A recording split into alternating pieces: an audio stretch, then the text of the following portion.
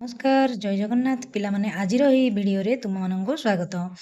तेबे आज आमे तुम साहित्य बही रे थिबा बुद्धिर खेल विषयर समस्त प्रश्नर उत्तर डिस्कशन करिनेबा। आस कथबार्ता हेबा। तुमको भोक लागिले तुमे कोन कर? पिला माने तमे लिखि परिबो आमे माने मां को खाद्य खाइबाको मागि थाओ। 2 नंबर तुम सांग मानंको तुमे किपरि साहाय्य कर? आम सांग जदि खाद्य आनि न थाए आमे ताको खाद्य देई थाओ। एकांकिकार नाम बुद्धिर खेल काहींकी रखा जाइछि? ठेकुआ निज बुद्धि बଳରେ ନିଜକୁ ରକ୍ଷା କରିବା ସହିତ ତାର ବନ୍ଧୁମାନଙ୍କୁ ସୁରକ୍ଷିତ ରଖିବାରୁ ଏଇଭଳି ନାମ ଦିଆଯାଇଛି। ତୁମେ ଏହି ଏକାଙ୍କିକାର ଅନ୍ୟ ଏକ ନାମ ଦିଅ। ଆମେ ଦେଇପାରିବା ଚତୁର ଠେକୁଆ ବା ବୁଦ୍ଧିଆ ଠେକୁଆ। ତୁମେ ବିପଦରେ ପଡ଼ିବା ସମୟରେ ତୁମ ସାଙ୍ଗଠାରୁ କି ପ୍ରକାର ସାହାଯ୍ୟ ଆଶା କରିଛ କୁହ? ମୁଁ ବିପଦରେ ପଡ଼ିଥିବା ସମୟରେ ମୋ ସାଙ୍ଗ ମୋତେ ବିପଦରୁ ଉଦ୍ଧାର କରିବା ପାଇଁ ସବୁ ଚେଷ୍ଟା କରିବ ବୋଲି ମୁଁ ଆଶା କରୁଛି। ଜଙ୍ଗଲରେ ପଶୁମାନେ କାହିଁକି ଭୟରେ ଦୌଡ଼ିଥିଲେ? ପିଲାମାନେ ତମେମାନେ ଲେଖିପାରିବ ଯେତେବେଳେ ସିଂହ ପଶୁମାନଙ୍କୁ ଶିକାର କରୁଥିଲା ସେତେବେଳେ ପଶୁମାନେ ଭୟରେ ଦୌଡ଼ିଥିଲେ। 2 ନମ୍ବର ପ୍ରଶ୍ନ ହରିଣଟି ସିଂହକୁ କ'ଣ କହିଲା?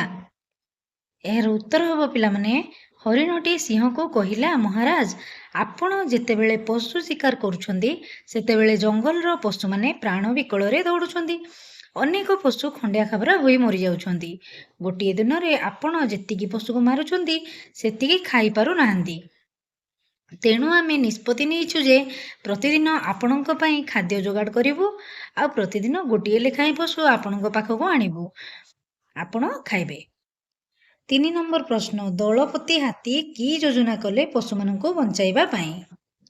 ଦଳପତି ହାତୀ ପଶୁମାନଙ୍କୁ ବଞ୍ଚାଇବା ପାଇଁ ଯୋଜନା କଲେ ଯେ ଆମେ ସମସ୍ତେ ଚାଲ ସିଂହ ପାଖକୁ ଯାଇ ତାଙ୍କୁ ବୁଝାଇବା ଯେ ସେ ଏକା ଦିନରେ ସବୁ ପଶୁଙ୍କୁ ମାରି ଖାଇବେ ନାହିଁ, ସବୁଦିନ ଗୋଟିଏ ଗୋଟିଏ ପଶୁକୁ ମାରି ଖାଇବେ।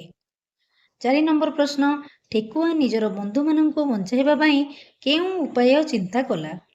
ଠେକୁଆ ନିଜର ବନ୍ଧୁମାନଙ୍କୁ ବଞ୍ଚାଇବା ପାଇଁ ଧୀରେ ଧୀରେ ଯାଇ ବିଳମ୍ବରେ ସିଂହ ପାଖରେ ପହଞ୍ଚିଲା। ସିଂହ ରାଗି ଯାଇ ତାକୁ ଗାଳି କରିବାରୁ ସେ ତାଙ୍କ ପରି ଆଉ ଗୋଟିଏ ସିଂହ ରାସ୍ତାରେ ଦେଖିଛି ବୋଲି କହିଲା, ଯିଏକି କହୁଥିଲା ସେ ହେଉଛି ଏ ଜଙ୍ଗଲର ରାଜା। ଏବଂ ସିଂହ ଏହା ଶୁଣି ସେଠାକୁ ଗଲା ଓ ଠେକୁଆର ଚତୁରତାକୁ ବୁଝି ନ ପାରି କୂଅକୁ ଡେଇଁ ଜୀବନ ହରାଇଲା। ପ୍ରଶ୍ନ ନମ୍ବର 5 ଶେଷରେ ସିଂହର ପରିଣତି କ'ଣ ହେଲା? ଶେଷରେ ସିଂହ କୂଅରେ ପଡ଼ି ଜୀବନ ହରାଇଲା। 3 ନମ୍ବର ଏହି କଥା କିଏ କାହାକୁ କହିଛି କୁହ ବା ଲେଖ। କ ନମ୍ବର ପ୍ରଶ୍ନ ରହିଛି ପିଲେ କ'ଣ ମୁଁ କ'ଣ ଖାଇ ବଞ୍ଚିବି? ଏହା ହେଉଛି କ'ଣ ସିଂହ ହରିଣକୁ କହିଛି। ଖ ନମ୍ବର ମହାରାଜ ଆପଣ ହେଉଛନ୍ତି ଏ ବଣର ରାଜା। ଏ କଥା କିଏ କାହାକୁ କହିଛି? ହାତୀ ସିଂହକୁ କହିଛି। ଗ ନମ୍ବର ପ୍ରଶ୍ନ ରହିଛି ପିଲେ ହଁ ଆପଣଙ୍କୁ ଆଉ ପରିଶ୍ରମ କରିବାକୁ ପଡ଼ିବ ନାହିଁ। ଏ କଥା କିଏ କହିଛି? ଜିରାଫ ସିଂହକୁ କହିଛି। ତାପରେ ଉପାୟ ମିଳିଗଲା। ଏ କଥା କିଏ କାହାକୁ କହିଛି? ଠେକୁଆ ନିଜକୁ ନିଜେ କହିଛି। ଭାଷାର କଥା ସାରଣୀରେ ଥିବା ଅକ୍ଷରକୁ ଯୋଡ଼ି ଜଙ୍ଗଲରେ ରହୁଥିବା ପଶୁମାନଙ୍କର ନାମରେ ଗୋଲ ବୁଲାଅ ଓ ଲେଖ। ଦେଖ ପିଲାମାନେ ଗୋଟିଏ ସାରଣୀ ଦେଇଛି ସେଥିରେ ବିଭିନ୍ନ ପ୍ରକାରର ପଶୁପକ୍ଷୀ ମାନଙ୍କର ନାମକୁ ପଜଲ ପରି ଲେଖିଦେଇଛି। ତ ଆମେ କ'ଣ କରିବା ନା ସେ ପଶୁପକ୍ଷୀ ମାନଙ୍କର ନାମକୁ ବାଛିବା ଆଉ ଏଠି ଗୋଲ ବୁଲାଇବା ଆଉ ତଳେ ଥିବା ଶୂନ୍ୟ ସ୍ଥାନରେ ଲେଖିନେବା। ଦେଖ ପ୍ରଥମେ ଅଛି ବାଘ, ଭାଲୁ, ଠେକୁଆ, କାଉ, ହାତୀ, ଘୋଡ଼ା, ହରିଣ, ସମ୍ବର, ଗୟଳ, ମୟୂର, ଗଜଳପାତି, ଶୁଆ, ବଣି, ଠେକୁଆ, ପାରା। ମୁଁ ଯେମିତି ଭାବରେ ଦେଖିନିଅ ଭଲ ଭାବରେ ସବୁଯାକ ପଶୁପକ୍ଷୀମାନଙ୍କର ନାମକୁ ଗୋଲ ଗୋଲ କରିଦେଇଛି। ବାଛିକରି ତମେମାନେ ମଧ୍ୟ ନିଜ ନିଜ ବହିରେ ଏଇଭଳି ବାଛିକି ଗୋଲ ବୁଲେଇ ଦେବ ଆଉ ବାଛିଥିବା ସମସ୍ତ ପଶୁପକ୍ଷୀମାନଙ୍କର ନାମକୁ ଖାଲି ଥିବା ଜାଗାରେ ଏଇଭଳି ଭାବରେ ଲେଖିନେବ, ଯାହାଫଳରେ କି ତୁମମାନଙ୍କୁ ପଢ଼ି ମନେ ରଖିବା ପାଇଁ ସହଜ ଆଉ ସରଳ ହୋଇପାରିବ। ପ୍ରଶ୍ନ ନମ୍ବର 2 ପଶୁ ବା ପକ୍ଷୀଙ୍କ ନାମ ସହିତ ସେମାନଙ୍କର ବାସସ୍ଥାନକୁ ଗାର ଟାଣି ଯୋଡ଼। ବାଘ, ହରିଣ, ଭାଲୁ, ଠେକୁଆ, ଚଢ଼େଇ। ଆଉ ଗୋଟିଏ ପଟେ ରହିଲା ବସା, ଗୁମ୍ଫା, ବଣ, ବୁଦା, ଗାତ। ତ କିଏ କେଉଁଠାରେ ରୁହେ ବା କାହାର ବାସସ୍ଥାନ କେଉଁଠି ଆମେ ଗାର ଟାଣି ଯୋଡ଼ିବା? ବାଘ, ବଣ, ହରିଣ, ବୁଦା, ଭାଲୁ, ଗୁମ୍ଫା, ଠେକୁଆ, ଗାତ, ଚଢ଼େଇ, ବସା। 3 ନମ୍ବର ପ୍ରଶ୍ନ ନିମ୍ନୋକ୍ତ ଶବ୍ଦକୁ ନେଇ ବାକ୍ୟ ଗଠନ କର ଓ ଲେଖ। ତ 3 ନମ୍ବର ପ୍ରଶ୍ନ ପ୍ରଥମେ ରହିଛି ନିଷ୍ଠୁର। ଜୀବମାନଙ୍କ ପ୍ରତି ନିଷ୍ଠୁର ହେବା ଉଚିତ ନୁହେଁ। ତାପରେ ଆସିଲା ଦୌଡ଼ି ଦୌଡ଼ି, ବିଲେଇକୁ ଦେଖି ମୂଷା ଦୌଡ଼ି ଦୌଡ଼ି ପଳାଇଲା।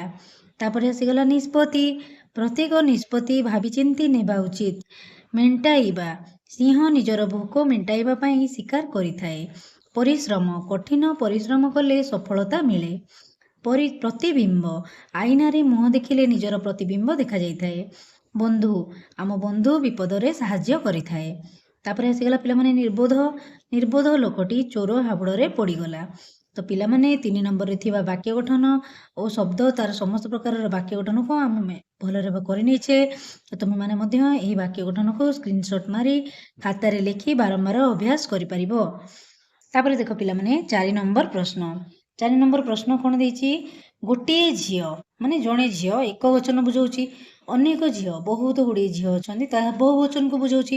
ତ ସେଇଭଳି ଝିଅର ଝିଅମାନେ, ଏମିତି ଅନ୍ୟ ଶବ୍ଦ ଗୁଡ଼ିକ କ'ଣ ହେବ ଦେଖ, ମୁଁ ଲେଖି ନେଇଛି। ମାଛ, ମାଛ ହେବ କ'ଣ? ମାଛ ଗୁଡ଼ିକ। ଚୁଡ଼ି, ଚୁଡ଼ି ଗୁଡ଼ିକ। ଗାଈ, ଗାଈ ମାନେ। ଘୋଡ଼ା, ଘୋଡ଼ା ମାନେ। ବାଘ, ବାଘ ମାନେ। ଛେଳି, ଛେଳି ମାନେ। ତାପରେ ଦେଖ ପିଲାମାନେ ଚିନ୍ତା କରି ଲେଖ। କେତେକ ପ୍ରାଣୀ ସ୍ଥଳରେ ରୁହନ୍ତି, ତାଙ୍କୁ ସ୍ଥଳଚର କୁହାଯାଇଥାଏ। ଜଳରେ ରହୁଥିବା ପ୍ରାଣୀମାନଙ୍କୁ ଜଳଚର ପ୍ରାଣୀ କୁହାଯାଇଥାଏ। ଆଉ କେତେକ ପ୍ରାଣୀ ଜଳ ଓ ସ୍ଥଳ ଉଭୟରେ ରୁହନ୍ତି, ତାହାକୁ ଉଭୟଚର କୁହାଯାଇଥାଏ। ନିମ୍ନରେ କେତେକ ପ୍ରାଣୀମାନଙ୍କର ନାମ କୋଠରୀରେ ଦିଆଯାଇଛି, ସେମାନଙ୍କର ନାମକୁ ଉପଯୁକ୍ତ ସାରଣୀରେ ଲେଖ।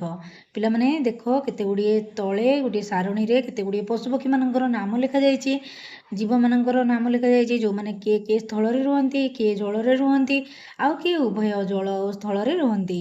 ତ ସେଗୁଡ଼ିକୁ ବାଛି ଆମେ ଅଲଗା ଅଲଗା କରିବା। ପ୍ରଥମେ ସ୍ଥଳଚର ଜୀବମାନଙ୍କର ନାମ ଲେଖିବା। ମାଙ୍କଡ଼, ଗୋଧି, ଏଣ୍ଡୁଅ, ବାଘ, ଭାଲୁ, ସିଂହ, ହାତୀ, ଏମାନେ ସବୁ ସ୍ଥଳଚର ଜୀବ। ତାପରେ ଆସିଲା ଜଳଚର, ଯେଉଁମାନେ କି ପାଣିରେ ରୁହନ୍ତି। ମାଛ, ଗେଣ୍ଡା, କଙ୍କଡ଼ା, ଚିଙ୍ଗୁଡ଼ି, ଏମାନେ ପାଣିରେ ହିଁ ରହିବେ, ଏମାନେ ସ୍ଥଳକୁ ଆସିଲେ ମରିଯିବେ। ତାପରେ ଆସିଲା ଉଭୟଚର, କଇଁଛ, କୁମ୍ଭୀର, ସାପ, ଏମାନେ ଉଭୟ ଜଳ ଓ ସ୍ଥଳରେ ରହିପାରିବେ। ଶେଷ ନମ୍ବରଟିକୁ ଦେଖିବା ପିଲେ, ମୋର ଭାବନା 1 ନମ୍ବର। ଯଦି ତୁମେ ଠେକୁଆ ଜାଗାରେ ଥାଆନ୍ତ ତେବେ କ'ଣ କରିଥାନ୍ତ?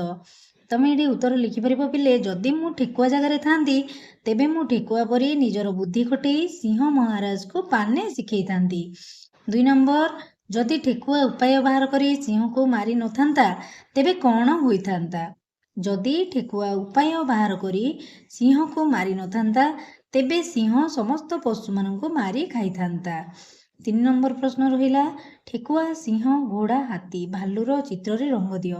ଦେଖ ପିଲାମାନେ, ତୁମମାନଙ୍କ ବହିରେ ଏହି ଚିତ୍ର ଗୁଡ଼ିକ ବହୁତ ସୁନ୍ଦର ଭାବରେ ରହିଛି। ତ ତୁମେମାନେ ଏହି ସୁନ୍ଦର ଚିତ୍ର ଗୁଡ଼ିକୁ ଭଲ ଭାବରେ କ'ଣ କରିବ? ରଙ୍ଗ କରିନେବ।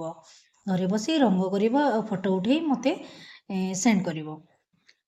ରହିଲି, ଜୟ ଜଗନ୍ନାଥ।